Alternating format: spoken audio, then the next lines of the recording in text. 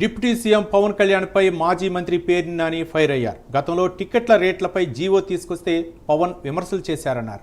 డబ్బులు మావి, మాకు ఇష్టం వచ్చినట్లు అమ్ముతామని పవన్ కళ్యాణ్ అన్నారని పేర్ని నాని చెప్పారు. ఇప్పుడు మాట మార్చి మాట్లాడుతున్నారని పేర్ని నాని మండిపడ్డారు.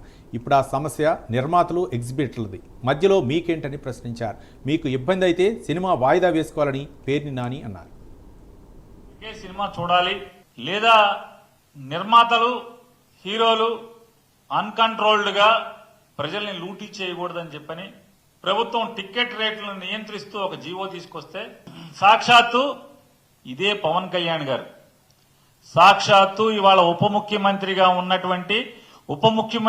ఉండి ప్రజల కోసం ఉద్యోగం చేయకుండా సినిమా షూటింగులు చేసుకుంటూ కాలం వెళ్లదీస్తున్నటువంటి ఇదే పవన్ కళ్యాణ్ గారు ఆ రోజు జగన్మోహన్ రెడ్డి గారి ప్రభుత్వాన్ని నోటికొచ్చినట్టుగా మీరెవరు, అసలు నువ్వెవరు, డబ్బులు మాయి, మా డబ్బులతో మేం సినిమా తీసి మా ఇష్టం వచ్చినట్టు జనాలకు చూపించి మా ఇష్టం వచ్చిన రేటుకి మేము టికెట్ అమ్ముతాం, నువ్వెవడవి అని చెప్పి ఆ రోజు కారు కూతలు కూసినటువంటి పవన్ కళ్యాణ్ గారి పార్టీ తరపున గెలిచి పవన్ కళ్యాణ్ గారి సినిమా ఫీల్డ్ ని ఉద్ధరిస్తారని ఆ శాఖ ఆ పార్టీకి తీసుకుని దాని తరపున పనిచేసేటువంటి రాష్ట్ర మంత్రి పవన్ కళ్యాణ్ గారి సినిమా రిలీజ్ కి థియేటర్ యాజమాన్యాలు సమ్మె ప్రకటించినాయి.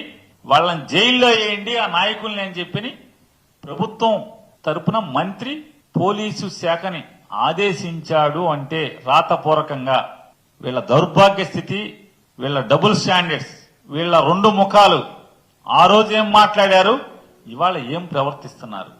మరి మీరెవరు, నువ్వెవరు? సినిమా నిర్మాతలకి, డిస్ట్రిబ్యూటర్లకి, ఎగ్జిబిటర్లకి తగు నడుస్తుంటే వాళ్ళకి సమస్యలుంటే నీ సినిమా వాయిదా వేసుకోవాలి కదా, నీ సినిమా వాయిదా వేసుకోవాలి. అంతేగాని బెదిరించడం, జైల్లో వేస్తామని డీజీపీకి ఆదేశాలు ఇవ్వటం, ఏమంటారు దీన్ని? దివాళా కోరుతనం కాదా పవన్ కళ్యాణ్ గారిది? ఏమంటారు, దివాళా కోరుతనం కాదా అన్న? ఆ రోజు ఏం మాట్లాడావు, ఆ రోజు ఏం ఎగబడ్డావు, తెగబడ్డావు. ఇవాళ నీ చెప్పు చేతల్లో ఉండేటువంటి ఒక మంత్రితో నీ సినిమా కోసం కొన్ని థియేటర్లో పిలిచి ఏమన్నా సమస్యలు ఏంటని అడిగావా? మంత్రి అడిగాడా? ఆయన అడగడా? మంత్రి గారు అడగాలి కదా. కొన్ని సినిమా వాళ్ళని పిలిచి ఏంటి సమస్య ఏంటి అని అడగాలి కదా. అయ్యేం అడగరు, జైల్లో వేస్తాం మీరు గనక సినిమా ఆపితే. అంటే ఆ రోజు జూన్ 1వ తారీఖు మీ సమస్యల కోసం సమ్మె చేస్తే జైల్లో వేస్తాం, తర్వాత చేసుకోండి సమ్మె, సినిమా ఎత్తేసాక.